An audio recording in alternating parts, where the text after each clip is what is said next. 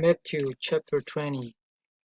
For the kingdom of heaven is like a master of a house who went out early in the morning to hire laborers for his vineyard.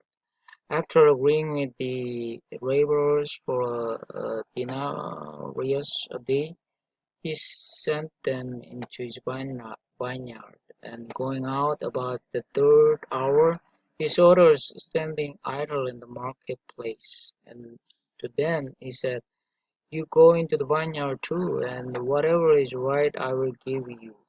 So they went, going out again about the sixth hour, and the ninth hour he did the same. And about the 11th hour he went out and found the others standing, and he said to them, "Why do you stand here idle all day?" They said to him, "Because no one has hired us." He said to them, "You go into the vineyard too."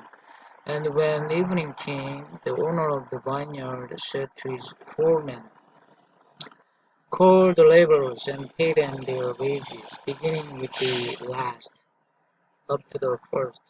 And when those hired about the 11th hour came, each of them received a denarius. Now when those hired first came, they thought they would receive more, but each of them also received a denarius. And on receiving it, they grumbled at the master of the house, saying, "These last worked only 1 hour, and you have made them equal to us who have borne the burden of the day and the scorching heat."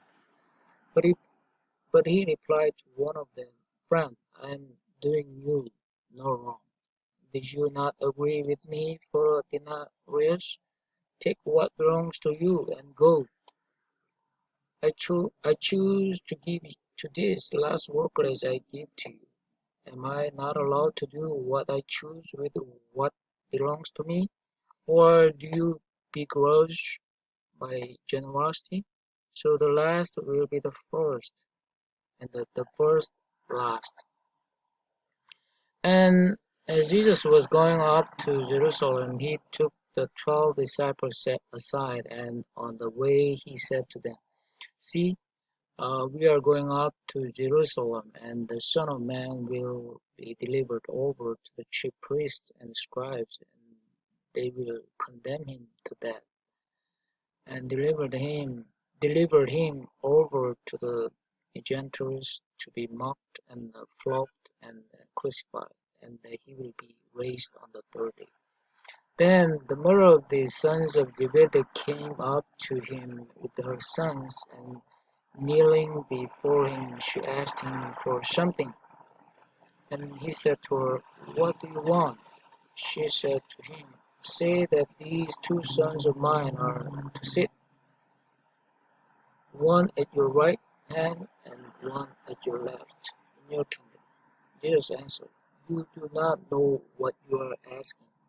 Are you able to drink the cup that I am to drink?" They said to him, "We are able."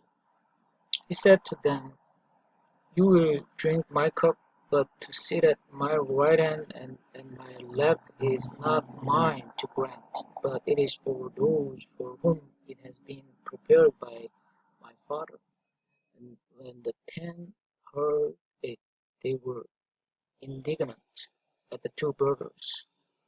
But Jesus called them to him and said, "You know that the rulers of the Gentiles lord it over them, and their great ones that exercise authority over them. It shall not be it shall not be so among you, but whoever would be great among you must be your servant, and whoever would be first among you must be your slave, even as the Son of Man came not to be served, but to serve, and to give his life as a ransom for many." And as they went out of Jericho, a great crowd followed him. And behold, there were two blind men sitting by the roadside. And when they heard that Jesus was passing by, they cried out, "Lord, have mercy on us, son of David." The crowd rebuked them, telling them to be silent, but they cried out all the more, "Lord, have mercy on us, son of David." And stopping, Jesus called them and said, "What do you want me to do for you?" They said to him, "Lord, let our eyes be opened." And Jesus in pity touched their eyes, and immediately they recovered their sight and followed him.